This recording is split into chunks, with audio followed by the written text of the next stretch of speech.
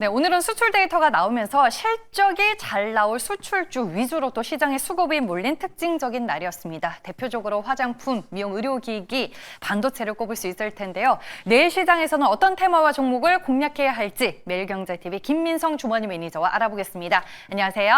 네, 안녕하십니까. 네, 요즘에 종목 리뷰하기 정말 매일매일 바쁜데 두산 에너빌리티가 드디어 5만 원을 돌파했습니다.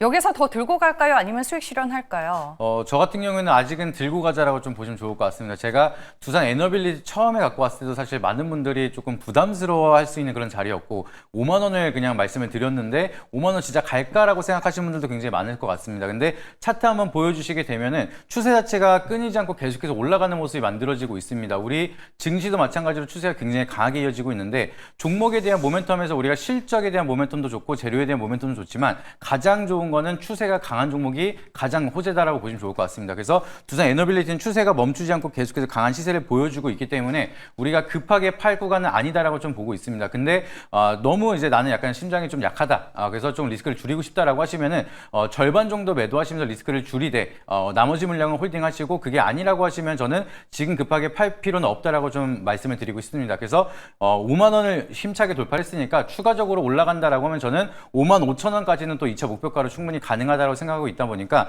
그 부분 참고해서 좀 더 홀딩하고 수익을 극대화하시는 방향 좀 제안드리고 싶습니다. 네, 저희 엄마가 20년 동안 두산 에너빌리티 물려 있어서 5만 원에 꼭 팔 거야 라고 매일매일 얘기를 했는데 오늘 잘 팔았는지 모르겠습니다. 퇴근길에 전화 한번 해보도록 하겠습니다.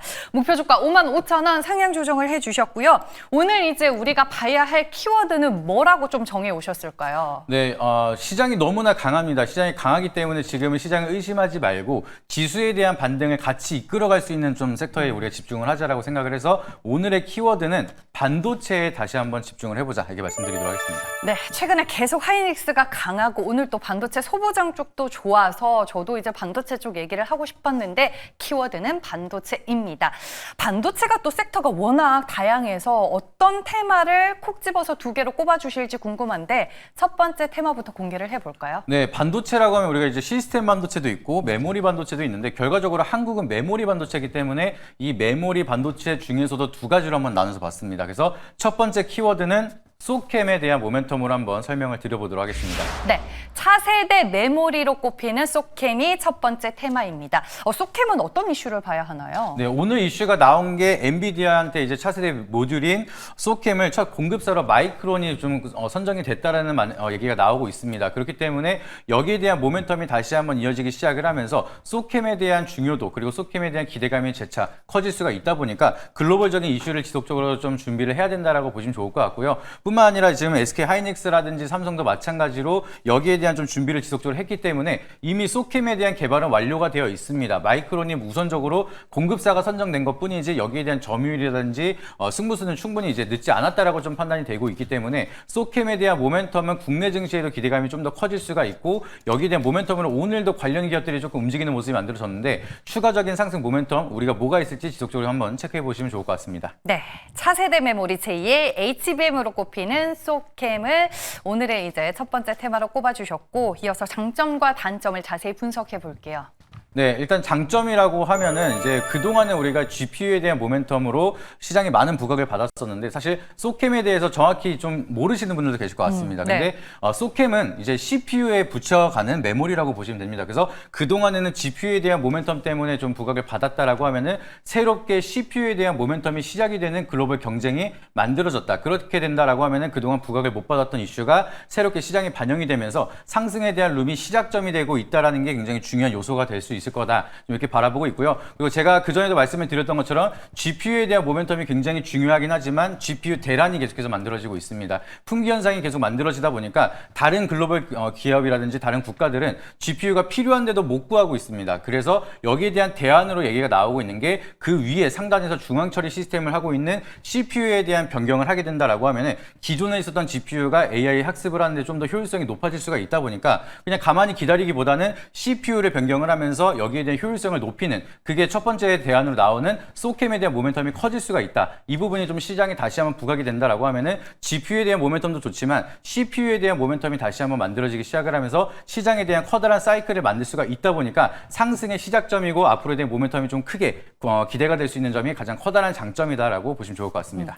그럼 반면에 CPU 관련해서 단점인 리스크는 뭐가 있을까요? 네, 솔직히 말씀드리면 사실 GPU보다는 덜 중요합니다. 이제 모멘텀 자체가 약간은 부족할 수가 있다 보니까 가장 지금 AI 사이클에서 가장 이제 모멘텀을 크게 중요시 보고 있는 게 GPU입니다. GPU에 대한 연산 속도가 얼마나 빠르냐가 결과적으로는 AI에 대한 좀 연산 스킬이 좋아지는지 학습력이 좋아지는지 이거의 결과가 만들어지는 거기 때문에 CPU보다는 GPU에 대한 중요도가 좀 더 높아서 새롭게 시작하는 CPU지만 GPU가 다시 한번 모멘텀 형성이 된다라고 하면은 수급이 뺏길 수도 있다는 점. 그 부분이 약간은 조금 아쉽다라고 보실 수가 있을 것 같고요. 그리고 이제 GPU 같은 경우에는 이제 한번 들어가는데 굉장히 많이 필요합니다. 많이 들어가서 이제 뭐 엔비디아 같은 경우에는 H100을 10만 장 한 번에 팔거나 막 이렇게 진행을 하는데 그 위에 상단에 있는 CPU는 GPU 대비해서 많이 필요가 없습니다.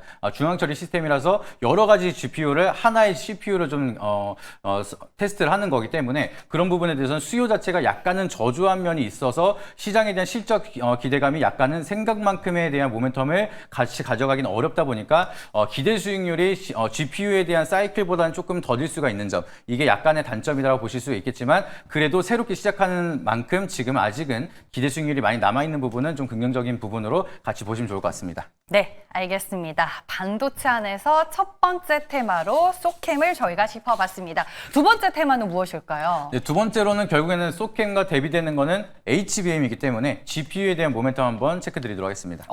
지금 차세대 HBM을 놓고 국내 그리고 국외 기업들 간의 경쟁이 상당히 심화되고 있던데 이게 좋은 현상인가요? 네, 결과적으로는 이게 심화가 되면 그만큼 중요하다는 요소가 될 수가 있고요. 그리고 가장 중요한 거는 SK하이닉스가 그 중에서도 계속해서 선두를 달리고 있기 때문에 HBM에 대한 모멘텀 지속적으로 좀 긍정적인 흐름이 이어질 거라 바라보고 있습니다. 그래서 오늘 이슈도 마이크론이 차세대 HBM4에 대한 샘플을 공급사를 선정을 해서 납품을 했다라는 소식이 만들어졌습니다. 근데 이것도 중요한 게 SK하이닉스는 올해 3월에 이미 진작에 성공을 했고요. 그리고 이번에 후속으로 마이크론이 진행을 하고 있다 보니까 HBM4에 대한 경쟁이 지속적으로 이어진다라고 하면은 재차 국내 반도체 기업들에 대한 기대감이 커질 수가 있다 보니까 이런 모멘텀 잘 체크해 보시면 좋을 것 같고요. 그리고 여기에 대한 풍기 현상이 계속해서 이어지다 보니까 HBM4에 대한 전망 같은 경우에는 벌써부터 가격 프리미엄이 30%에서 40% 정도 높게 팔릴 거다라는 얘기가 나오고 있습니다. 지금 HBM3 2만 하더라도 SK하이닉스가 굉장히 마진율이 높아가지고 영업이익률이 잘 나왔는데 HBM4 같은 경우에는 더 비싸게 팔 수 있는 기회가 만들어지고 있다 보니까 여기에 대한 실적 수혜 기대감이 커진다라고 하면은 국내 증시에서 중요한 요소로 작용이 될 수가 있다 보니까 이 부분도 잘 체크해 보시면 좋을 것 같습니다. 네, 수익성 개선이라는 모멘텀을 또 가져갈 수 있는 이슈다라고 말씀을 해주셨습니다. 이어서 장점과 단점도 볼게요. 네, 뭐 HBM 하면 이제 워낙 다들 잘 알고 있는 것처럼 방금 설명드렸던 높은 수익성이 가장 커다란 장점입니다. 기존에 있었던 레거시 쪽보다는 새롭게 HBM에 대한 수익성이 워낙 좋게 이어지다 보니까 이번에도 SK하이닉스가 어닝 서프라이즈를 만들었던 주된 요인이 HBM3E에 대한 수요가 늘어나기 시작을 하면서 실적이 굉장히 잘 나왔습니다. 그렇기 때문에 높은 수익성에 대한 성장성을 부각을 받는다라고 하면은 충분히 상승에 대한 룸을 우리가 더 많이 멀티플을 개선할 수가 있다 보니까 굉장히 커다란 장점이라고 보시면 좋을 것 같고요. 그리고 이제 두 번째로는 이제 D램에 대한 개발이 지속적으로 이어지고 있는 상황입니다. HBM4에서 끝나면은 사실 이제 피크아웃 때문에 주가 하락이 이어질 수가 있는데 엔비디아도 블랙엘에 대한 후속작을 계속해서 만들고 있는 상황이고 거기에 맞춰서 국내 기업들도 HBM4 그 후속도 지속적으로 계속 개발을 하고 있다라는 모멘텀이 이어진다면은 충분히 성장에 대한 모멘텀 그리고 상승에 대한 사이클이 장기 지속성으로 여전히 룸이 남아 있다는 점 그 부분이 우리가 크게 걱정할 필요 없는 가장 중요한 장점이라고 보시면 좋을 것 같습니다. 네, 저는 이제 단점에서 좀 눈에 띄는 게 차익 매물 출의 가능성이 있다인데 최근에 주가가 좀 오른 게 있어요, HBM이? 그렇다라기보다는요. 네. 지금 모멘텀 자체가 HBM3E에 대한 멀티플은 사실 다 당겨왔습니다. 그렇기 때문에 조금 시장에 대한 부각이 될 수 있는 쪽에 수급이 쏠리기 시작을 하고 글로벌 증시가 약간 차익 매물이 나타나거나 아까도 말씀드렸던 것처럼 증시를 견인하는데 같이 쫓아갈 수 있는 대표적인 산업이라고 말씀을 드렸는데 지수가 너무 올랐기 때문에 다시 한번 지수가 어느 정도 조정이 나타난다라고 하면은 우선적으로는 이제 제조업 쪽에 대한 차익 매물이 쏟아질 수가 있습니다. 그래서 뭔가 안 좋다라기보다는 심리적인 요소 때문에 어느 정도 리스크가 나타날 수가 있다는 점, 이 부분을 좀 기억하시면 좋을 것 같습니다. 네, 알겠습니다. 소켄과 HBM의 대결입니다. 솔직히 오늘 설명을 들어서는 과연 어떤 테마를 선택해 주실지 전혀 감이 안 오는데 김민성 매니저의 픽을 들어볼게요.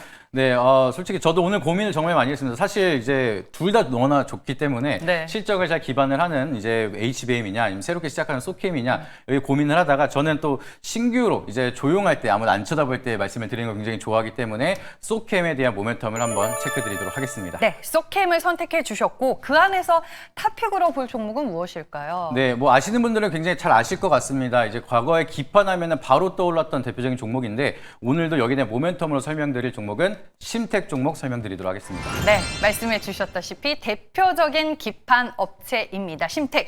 그리고 은근 심텍이라는 이 종목을 개인 투자자분들이 굉장히 많이 선호하고 있는 걸로 알고 있는데 우리가 봐야 할 투자 포인트들 어떤 것들이 있을까요? 네, 기존에 있었던 기판에 대한 모멘텀도 굉장히 좋게 흘러가고 있지만 제가 오늘 좀 집중적으로 말씀드릴 내용은 소캠에 대한 모멘텀을 우리가 심텍이 어떻게 갖고 있는지 이 부분에 좀 더 집중을 해보시면 좋을 것 같습니다. 그래서 아까도 말씀드렸던 것처럼 소캠 같은 경우에는 CPU에 들어가는 이제 메모리 묘들이라고 말씀을 드렸는데 여기에 들어가는 고성능 기판을 제작을 하고 있고 이거를 납품을 하고 있는 게 바로 심텍입니다. 근데 심텍이 그냥 단순하게 한 기업에만 납품을 하는 게 아니라 메모리 대표 글로벌 3사인 마이크론이라든지 삼성전자, SK하이닉스 이 세 기업 모두 다 소캠을 공급을 하고 있기 때문에 앞으로에 대한 소캠 모멘텀이 부각이 된다라고 하면 당연히 심텍이 대장 역할을 할 수밖에 없는 상황이다라고 보시면 좋을 것 같고요. 그리고 이제 온디바이스 AI에 대한 모멘텀도 계속해서 좋아지고 있습니다. 레거시 가격이 계속해서 상승을 하고 있고 그만큼 수요가 늘어나고 있다는 건데 그렇다라고 하면 기존에 있던 레거시 기판에 대한 모멘텀도 당연히 심텍이 대장 역할을 하고 있었기 때문에 플러스 알파가 되면서 계속해서 추가적인 모멘텀이 커지고 있는 상황이다. 근데 그 중에서는 지금 레거시에 대한 모멘텀을 어느 정도 끌고 와서 지금 차트를 만들었는데 여기에 플러스로 소캠에 대한 모멘텀이 붙는다라고 하면은 과거에 많은 상승을 보여줬던 그런 흐름까지도 우리가 기대해 볼 수가 있다 보니까 여기에 대한 흐름 잘 체크해 보시면서 앞으로에 대한 멀티플 잘 개선해 보시면 좋을 것 같습니다. 네, 알겠습니다. 주가는 최근 이제 바닥권에서 좀 돌아서는 모습이던데 가격 전략은 어떻게 보세요? 네, 여기서 추가적으로 올라간다라고 하면 차트 위치가 굉장히 저는 개인적으로 좋습니다. 과거에 바닥에서 한번 심텍을 말씀드린 적이 있었고요. 이때 당시에서도 224일선을 돌파를 못하다 보니까 정리하자라고 말씀을 드렸는데 이번에 장기 이평선을 돌파하면서 추세를 새롭게 돌리고 있습니다. 그래서 이 추세가 꺾이지 않는다라고 하면 단기 박스권 고점이 29,500원까지는 빠르게 좀 접근이 가능할 거라고 좀 바라보고 있고요. 길게 본다라고 하면 그 위에 박스권 상단까지도 바라볼 수가 있으니까 1차 목표가로 29,500원 제시드리는 점 참고드리면 좋을 것 같습니다. 그리고 추세를 이탈하는 라인은 손절가 라인 2만 원으로 제시드리도록 할 테니까 참고해 보시면 좋을 것 같습니다. 아니 오늘 정규장에서 8% 강세로 마감이 됐잖아요. 넥스트 트레이더에서 이제 거래가 가능한 종목인데 현재가에서 편입해도 괜찮을까요? 네, 올랐다가 약간 윗꼬리를 남았는데 많이 밀리진 않았습니다. 그래서 지금 가격도 충분히 메리트가 있는 구간이고 여기서 추가적인 상승을 기대해 볼 수가 있는 구간이니까 저도 마찬가지로 넥스트레이드 현재가로 좀 편입을 말씀드리도록 하겠습니다. 네, 알겠습니다. 대결 내일의 테마 오늘의 종목은 심텍이었습니다.